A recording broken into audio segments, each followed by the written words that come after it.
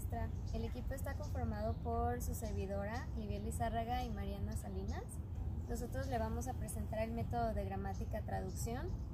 Vamos a hacer una introducción, vamos a explicar en qué consiste, cuándo surgió y vamos a dar algunos ejemplos y conclusiones de este método. Este método surgió en los siglos XVIII y XIX con el propósito de enseñar algunas lenguas clásicas, como lo fueron el latín y el griego.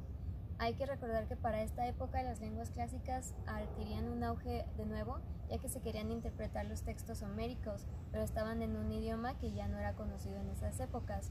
Después el método se adaptaría para enseñar algunas lenguas modernas, como lo son el francés, el alemán y el inglés, especialmente el alemán, ya que este método fue especialmente popular en Alemania y sus principales representantes son de origen alemán. El método de gramática traducción está basado en el principio erróneo de que las reglas gramaticales son universales para todos los idiomas. En ese entonces se creía que todos los idiomas poseían exactamente la misma estructura y los mismos patrones gramaticales, así que lo que se hacía para asimilar un nuevo idioma era que se empezaba una oración en el idioma meta y se analizaban sus componentes para después traducirlo al idioma extranjero. Entonces, si se tenía una frase, primero se iniciaba elaborando la frase en la lengua materna y después de eso se traducía a la lengua extranjera. Este método estaba enfocado más que nada en la lengua escrita, ya que la oralidad y las habilidades auditivas se dejaban de lado. Lo que más importaba era traducir textos escritos o comprenderlos, ya que se creía que esta era la mejor manera de dominar la lengua. Y como en un principio se enseñaba para aprender lenguas clásicas como el latín y el griego, entonces lo que se quería era la interpretación de textos, no tanto la oralidad como tal. Por lo tanto, el maestro a la hora de dar la clase la daba en la lengua materna, explicaba todas las reglas gramaticales en la lengua materna y después de eso asignaba a los alumnos ejercicios de traducción. También debía de memorizarse una lista de palabras, así como hacer ejercicios, correcciones, etc. Los alumnos realmente no jugaban un rol muy importante en este método, ya que solamente escuchaban al maestro e intervenían en la clase cuando el maestro lo permitía, o a la hora de hacer ejercicios o resolver dudas. En este método, las oraciones y las palabras que se aprendían eran descontextualizadas y también no naturales. Por lo tanto, el aprendizaje no servía para comunicarse, sino que más bien servía para la interpretación. Asimismo, la psicología del aprendizaje no se hizo ver, ya que los alumnos realmente no jugaban un papel muy importante, aunque ciertas capacidades intuitivas se lograron desarrollar. La psicología como tal no estaba presente en este método. Tenemos un ejemplo. Esta oración es un ejercicio para las personas que están aprendiendo el español. En esta se tiene que conjugar el verbo prometer, el verbo ver, al pretérito. Aquí tenemos anoche, después de mi trabajo fui a comprar el regalo que leer. En este caso, uno que ya conoce el idioma del español, pues luego piensa prometí, pero pues una persona que habla otro idioma tiene que aprender a cómo conjugar cada verbo, en qué tiempo y en qué persona, porque pues cada uno tiene sus diferentes conjugaciones. Que le prometí a mi madre para su cumpleaños. Visité una tienda donde, aquí también tenemos el verbo ver, que es el mismo caso, es también un verbo irregular, por así decirlo, en el idioma que tenemos en español, ya que no se relaciona mucho con ver, sino que es vi. Una tienda donde vi unas blusas muy lindas. Otro ejemplo, aquí está una oración que es la misma pero en 3 idiomas diferentes. En inglés, I have a cat, en español, yo tengo un gato, y en francés, j'ai un chat.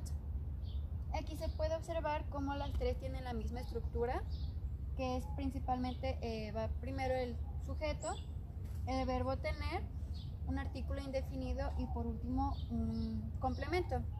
Aquí se puede observar cómo el sujeto en inglés es I, en español yo y en francés je, todo es la primera persona del singular. Después se tiene el verbo tener, en inglés have, en español tengo y en francés Aquí se puede también observar cómo en español y en francés este verbo tiene sus propias conjugaciones que vienen siendo diferentes para cada persona, mientras que en inglés se mantienen los mismos exceptuando la tercera persona del singular.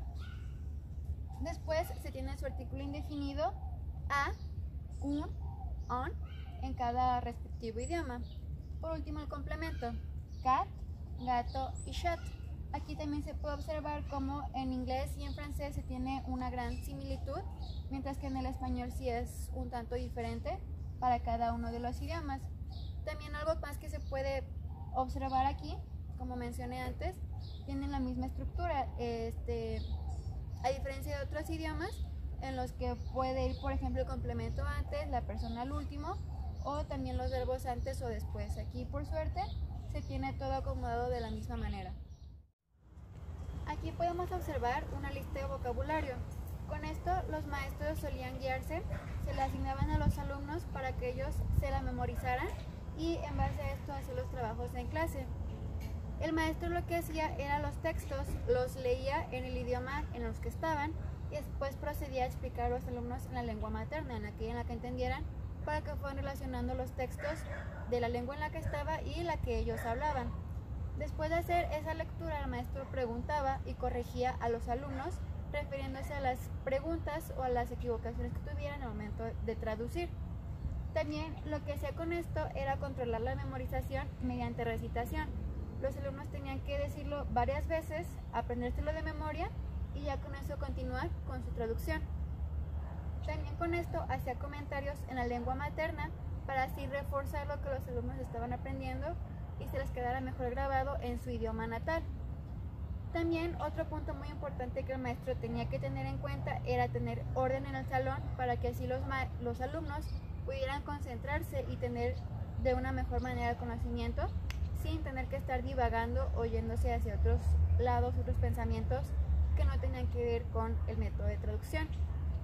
Y también algo más que era muy importante dentro de esta práctica que se llevaba era que el maestro tenía que responder a todas las preguntas que los alumnos tuvieran con referencia a la traducción, las palabras, cómo se dice en cierto idioma, qué pasa si no se dice y todo ese tipo de cuestiones que pueden surgir dentro del salón. El mismo maestro tiene que estar preparado para poder contestar eso, dar ejemplos o situaciones también que pueden pasar en la vida real o en casos ficticios, que muchas veces es lo que se suele hacer. Uno da un ejemplo, pero la mejor manera de relacionarlo es con cosas que realmente pueden pasar. Aquí las palabras que hemos puesto vienen siendo prendas de vestir, lugares o algo muy importante, comida, ya que cuando por ejemplo uno sale de viaje pues a un lugar que no habla el mismo idioma, pueden ser palabras que realmente se necesitan. Por ejemplo, si uno quiere ir al baño, pues con decir bathroom, por ejemplo en algún país que hable inglés, ya la persona puede interpretar fácilmente qué es lo que queremos decir.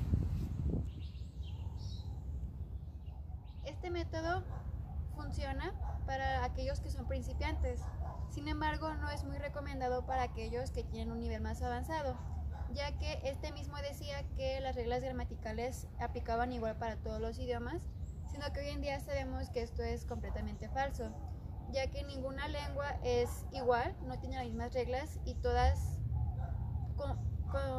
continúan con una función diferente que no se asimila mucho a todas las demás. Cada lengua es ilógica, vaya, y sigue sus propias reglas. Sabemos también que estas reglas también tienen excepciones, por lo cual este método no es muy viable para aquellos que tienen un nivel de traducción más avanzado. Varios ejemplos aquí son que el sujeto, por ejemplo, lo omitimos muchas veces en el español, sino que en inglés o en francés tiene que ser obligatorio que vaya la persona que está hablando, como lo vimos en el ejemplo de tener un gato. También algo que se diferencia mucho son, por ejemplo, las acentuaciones. En China, si dices una palabra con diferente tono, ya está diciendo una palabra totalmente diferente, sino que en otros idiomas la puedes decir con tu acento y no hay ningún problema porque de igual manera se sigue entendiendo. Otros de los ejemplos son que otras lenguas son muy flexibles en cómo las habla una persona que es extranjera mientras que en otras no, tienes que realmente decir cómo son las cosas, si no está diciendo algo muy diferente o las personas nativas no te van a entender lo que estás diciendo.